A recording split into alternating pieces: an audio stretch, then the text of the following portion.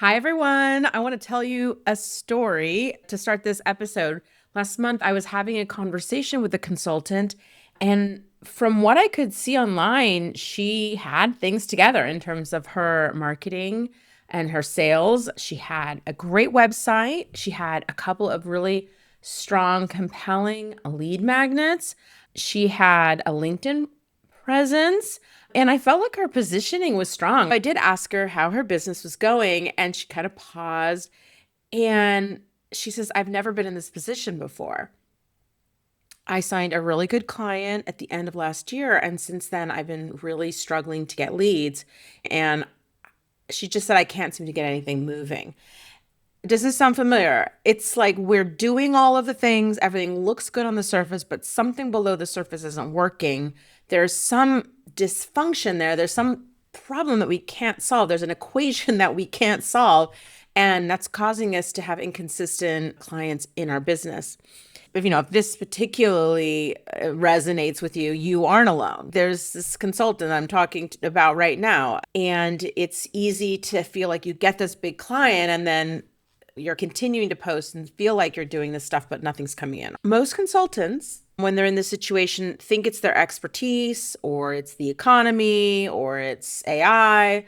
Those things definitely might be happening, right? But as I said, when I look below the surface, I can typically see a couple of gaps pretty clearly. And then if you close those gaps, we can get you moving more consistently in a way that is healthier. The dysfunction is gone and you can get clients more consistently coming into your business. First of all, having inconsistent clients, in some sense, it's fine. If you're getting enough revenue on an annual basis and you can pay your bills and you feel good about the delivery that you're doing, you know what I mean? There's not like an inherent problem. It's just more that can really, really lead to stress and it can lead to burnout and it can lead to unhappiness. It's sort of like that thing. And I think this is a trap that consultants get caught in, which is like you get a big client, 50,000, 100,000, and then you don't get another one and you don't know when that's going to come. And you could have a business like that for years. But at some point, it tends to take its toll. All right. So lastly, before I get into this, there are consultants out there that are getting clients more predictably. Okay. Not having these huge gaps, and they're not smarter than you. They're not more talented than you. They're just doing three things right. And those are the things that I'm going to talk about in this episode. Consider this episode an opportunity to do a little self-assessment and sort of benchmark your business against these three key areas, because these are going to be the three reasons that you are not getting consistent clients. So if you resonate with any of these are things that you can fix. Let's dive in. Welcome to the Sales by You podcast, where I talk about all things sales, mindset, LinkedIn, and how to build a lead to client sales process that works for you. I'm your host, Celina Guerrero, sales and LinkedIn coach. I help consultants and service providers attract high-quality leads that become their best clients. If you're responsible for signing clients in your business and are ready to feel more confident and knowledgeable so you can reach your biggest revenue goals, then this is the show for you. Okay, so the first of three reasons that you're not getting clients consistently as a consultant, all right? Number one, you're using the wrong sales strategy. So let me paint a picture. Imagine that there's sort of like three categories of sales strategy, right? There's the one on the left, and there's the one in the middle, and there's the one on the right. So on the one on the left, imagine that those are influencers. And then on the far right, you've got service providers like accountants. I'm going to just use that as one example. I'll explain a little later. And in the middle, that's where you are as a consultant. An influencer, right, on one end of the spectrum needs thousands and thousands of followers. Their entire business model is built on high volume, okay? And high volume of followers converting either at a very low rate, like affiliate marketing, or through sponsorships, right? A sponsor says, go post this thing, and that's going to be essentially advertising for them. Okay. And they're turning massive audiences into cash. Now, if you go to the right side of this spectrum, you're going to see, I'm just going to use an accountant. This does not apply to all accountants, but let me explain. A lot of accounting firms will have a set number of retainer-based clients because accounting is something that needs to happen month after month after month, right? So let's say you're an accountant and you have 40 clients and you have a team that has the capacity as a team to serve those 40 clients. And those 40 clients are paying a monthly retainer or maybe even annual retainer, okay? And if this accountant loses a client or two, it tends to get replaced by word of mouth, referrals, and so on. They really aren't looking at needing a lot of leads once they've gotten to capacity, right? Yes, you could be an accounting firm that wants to grow, but that's not specifically what I'm talking about in this example. They just really don't need to do much marketing because they've got a full book of business. Now, you are in the middle. You are a consultant in relationship to the influencer, right? You are not going to need thousands and thousands of leads, right? That would be overwhelming and frankly useless for your business model. If you had 100 calls a month to take from leads, you couldn't even take all those calls. You wouldn't have enough time in your business. And even if you converted all of them, or at least half of them, you still wouldn't have the capacity, right? That's not the business that you're running. But you also can't afford to sit back like the accountant and just kind of wait for referrals to appear. You need something different, and that is a flow of quality leads turning into clients at a regular basis. All right. Let's look at some actual numbers. Maybe you want to sign, I'm going to say 12 clients a year. Okay. Just one a month, let's say. Now, it never really happens that way, but let's just say you have 12 clients and 3 are in January and 3 are in September. Those tend to be really busiest months for a lot of consultants. And then you're getting one here and one there, and it's just not consistent. And you're going to be stressed out. So that roller coaster revenue, this happens when you don't have that consistent lead flow. And, within that, don't forget your sales cycle could be 3 months. It could be 6 months. If you're selling B2B into corporate, you're going to need to have a number of conversations with different stakeholders, and it's going to take some time. So while you're never able to get it all perfect, we can't let up on building that consistent lead flow. I think that's the point. So what you need is a sales system, and you need that sales system. You need that sales strategy appropriate for your size and scale of business. And so what happens is the reason that consultants have the wrong sales strategy is because they're listening to what influencers are doing, or they're listening to their accountant friend who virtually never markets. And so they feel like, okay, well, I get clients anyway. People come to me, surprisingly so, saying, I want to hire a salesperson. The salesperson ends up ending badly. I tried to hire a company that did outreach for me, and it ends up bad. I need to run ads. I hired this firm, and that always goes badly for various reasons. But probably the most important reason that doesn't go well is because it's not suitable for your business. I mean, the primary issue with hiring a salesperson or having somebody do outreach for you or doing ads is really just, there's some positioning issues that tend to happen, but it's really about the number of leads you're getting. You've got to find that middle ground where you're doing steady drumbeat of marketing activity that's addressing and bringing in the right volume of clients for you. Not thousands, not zero.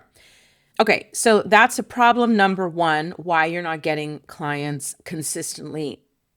Okay. And so let's talk about problem number two. And this one I find is even more common. Let's say for the moment that you do have the right sales strategy and you're struggling to get clients, right? Maybe you just heard what I said and you're like, no. I got it all together. I got a great website and I got the lead magnets and I'm doing all these things, right? You haven't created a complete path for prospects to make a decision to work with you. A lot of consultants out there are doing marketing. They're posting on LinkedIn. They speak at a conference here and there, and then maybe in some networking groups.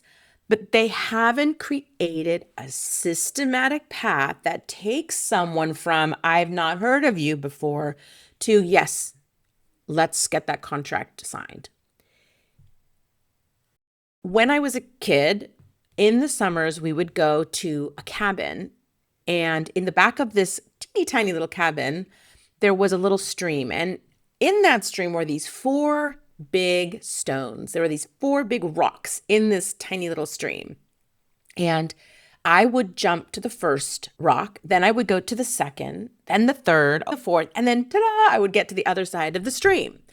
And those are the stepping stones that you need to be laying for your leads to help them cross the stream of competitors, of disinformation, of status quo. And so what I'm trying to say to you is that the problem number two for why consultants aren't getting clients consistently is that maybe they have a couple of those stones, but they don't have all of them. And I will give you some letters for those four stones, and it's ALEC, ALEC. And so it really refers to the path that somebody needs to go through to make a decision to work with you. And that is A is awareness, L is learning, E is engagement, and C is converting. Let's break down each of them. Step one is A for awareness. This is getting in front of new audiences. Okay. This does not mean your existing network. Okay. These are people who don't know you exist yet. Okay. These are new people who have the problem that you solve.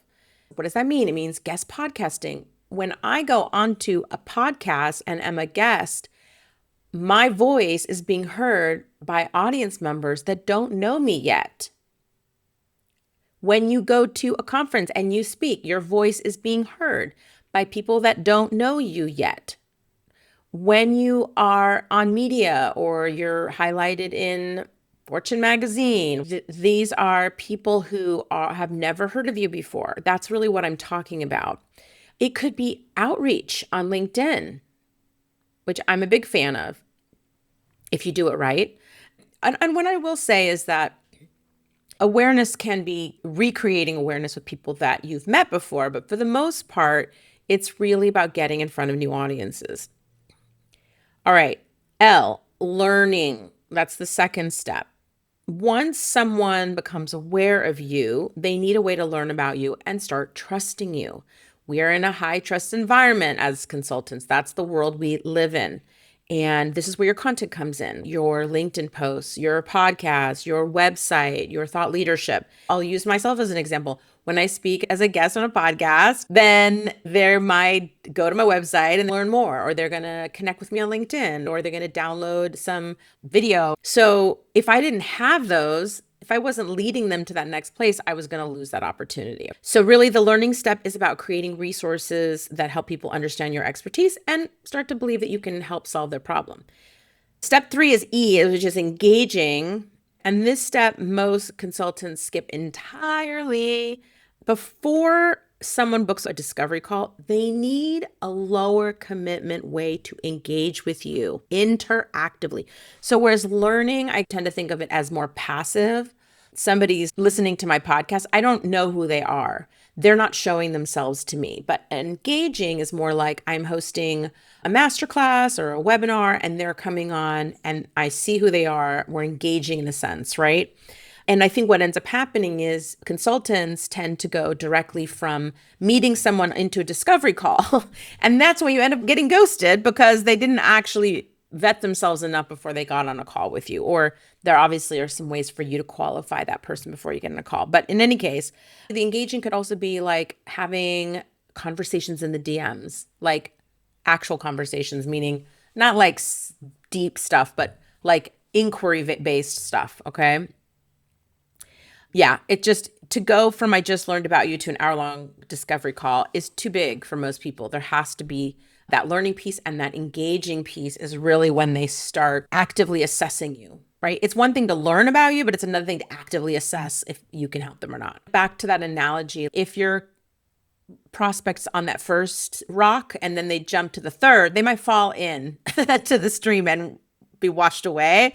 So that is really what I'm talking about. We've got to have steps. And I will just say, this is like a huge other conversation, but speed in sales is really important. And we tend to move people way too quickly. And then we feel spammy, or we don't do it because we worry we're going to be spammy and we go too slow. There's a lot of things around speed, which again, that's for another podcast. But You've got to kind of take people through these 4. Now, granted, they might go to learning and engagement, go back to learning, going engagement. They tend to go back and forth a lot in the middle for a while before they actually get into a call with you. So it's not exactly a funnel, but these steps are all essential. Okay. Step 4, that's the C in ALEC, A-L-E-C, and that's converting. And this is where you create a dedicated time and space for them to make a hiring decision. This is a sales call, a discovery call, your proposal process, your consultation, and you're going to have conversion throughout, but there has to be like a real space once you get into a one-on-one conversation with that person for that to be effective. And you should have a plan for before the sales call, and you should have a plan for after the sales call. It should not be winging it. So think about that setup. Do you have something in all 4 of those steps? And if you're not getting clients consistently, I'm willing to bet that you're missing one, and that's why your leads aren't converting. But that's good news, because then you can fix it and you can get different results. Yeah, I guess I would just say the reason that I help consultants create complete sales systems is, number 1, I just see all the time posting and without a strategy. Posting alone is not going to get you clients. And it is absolutely essential, if you want to have a stable business, that you have a sales system integrated into the business itself. You can be that independent consultant that just gets a couple of big clients a year. There is nothing wrong with that, if that is sustainable for you. But for a lot of people, it's frustrating. So this is why the sales system is so important. All right, let's talk about the 3rd reason. And this is important, especially if you feel like you do have the right size sales strategy and you do have something in each of those 4 stages. So the 3rd reason that consultants don't get clients consistently is that you're trying to solve too many problems. Too many problems. Let's just imagine you figured out the first 2 pieces, okay? You know, consistent marketing is important and you've built a 4-part system. You want to take a look at whether you're trying to help people with a number of different problems. Let me give you a personal example. I help clients build demand-based businesses. Specifically, I help them go from relying entirely on referrals and word of mouth to creating a sales system that generates consistent pipeline. With that said, I also have a 6-step process for helping consultants hire, onboard, and train salespeople. Okay. Your first sales hire. I used to have a landing page on my website. Both of them are valuable services. And I've tried to market both of those, and I don't get any leads when I do that. When I'm trying to sell both services, it means I have double the messages. I need to write LinkedIn posts about 2 different topics, right? I need to do speaking engagement and guest podcasting on multiple subjects. I need to run 2 different webinars. Potentially in my email list, I'd have to group the subscribers into 2. I mean, I create so much complexity. I need to deeply understand 2 different sets of problems and deal with different stakeholders in each of those decisions, okay? And it's not just about capacity. It's also about, for example, in my case, my prospect's ability to hear me. I have to be able to cut through with some real specific problem I solve in the marketplace and for them to trust me. So let me just take it one more step on that. The person that wants to build a sales system is different than the person who needs to hire a salesperson, okay? If you need a sales system, you're going to be 200 to 500K in revenue, let's just say, okay? You're doing most of the selling yourselves. You need structure and consistency. That's your goal. A consultant that's actually ready, not wants to, but ready to hire a salesperson, they're going to be more mature. They're going to have a higher volume to justify the salary and the commission they're going to need for that salesperson. They're probably going to need a higher price point for whatever services they're offering because, again, got to pay the salesperson. You're adding somebody to your team, and the business is just going to scale differently. They're different people with different problems. And when I try to speak to both, I end up speaking to neither. So I will say, I love doing a lot of things. I'll be honest. Love it. I love figuring different things out. I'm smart, I'm capable. It feeds my brain to be able to do lots of things. But I'm not McKinsey. And so you too need to recognize that as a small consultancy, focus is your superpower. You have to get really comfortable with being boring in a sense. I mean that. And you need to solve one problem. One problem. People hire specialists, not generalists. So, for example, like I have a Honda. I take my Honda to a Honda specialist. I don't take it to a mechanic that fixes Lexuses and Hondas, VWs, and so on, right? If I want ramen for dinner, given the choice, I'm going to go to a place that specializes in ramen, where I go into the restaurant and the only thing that I see is two types of ramen and some like gyoza and drinks, right? Given the choice, I'm not going to go to the place that has Chinese food and Vietnamese food and ramen and sushi and all that thing because I'm not sure how well they can do all of those things. Okay, so ask yourself, how many core problems are you trying to solve? And if it's more than one, you just need to make a choice. Pick the problem that you are best positioned to solve and where you have the clearest results. So sometimes people will say, well, I do all these things. I say, okay, well, let's look at who's getting the best results. Where do you have the strongest case studies? Where do you love spending your time the most? And then stop talking about the other stuff publicly. If somebody comes to me, as they do, asking me to train somebody, I do that, but it's not something that I talk about. I hope this doesn't feel limiting. I think you know that. And I think maybe this is a moment in time for you to really sit back and say, okay, am I solving one problem? And I will say that one problem could get solved in a couple of different ways, but for the most part, it's one problem that you're solving. Your clients need to know exactly why they're hiring you and that you are totally capable of that. All right, so that's it. Let's recap it. 3 reasons why consultants struggle to get consistent clients. Number 1, you're using the wrong sales strategy. You're marketing for massive audiences, or you're too passive and not doing anything. And you need to be in the middle path, consistent, strategic sales system built into your business for a steady flow of quality leads. Number 2, you have not created a complete 4-part path for your leads. You're missing at least one step. It's totally not uncommon, but the broken path is why you're probably even getting leads, but they're not turning into clients, or you have the process to turn them into clients, but you're just not getting enough leads. And third, you are trying to solve way too many problems. Please really reflect on this. And you can ask your business friends, say, what do you think I do? What is the one problem you think I solve? And see if you can get some feedback because, you know, the barber's kids have the worst haircuts. It's hard for us to always know. You need to make it crystal clear, especially as a small boutique consultant. You cannot compete with people that have multiple people who are specialists who solve multiple problems. That's it. I hope this was helpful for you. I'm excited because I feel like these are 3 things that you can really assess in your own business. I hope you've done your own self-assessment and you can really say, where do I need to go next, right? If you have done this work and you're like, I really want some help with this, then please reach out to me. You can connect with me on LinkedIn. You can DM me on LinkedIn. You can find me on my website. It's not hard to find me. I'd love to hear what you thought about the podcast. I love ideas that came up for you while you were listening. And I'm just really excited that I had the opportunity to break this down for you. I hope this was helpful. Let me know. And I hope that I will see you in the next episode. Thanks for listening. Have a great day. Bye. Thank you for listening to this episode of the Sales by You podcast. If you heard something in this episode that made you think someone you know would really find that helpful, send them a link to this podcast episode. If you want to learn another aspect of improving your sales, subscribe to this podcast so you can catch the next episode of Sales by You. Lastly, thank you for giving this podcast a review. What you think matters. See you next time.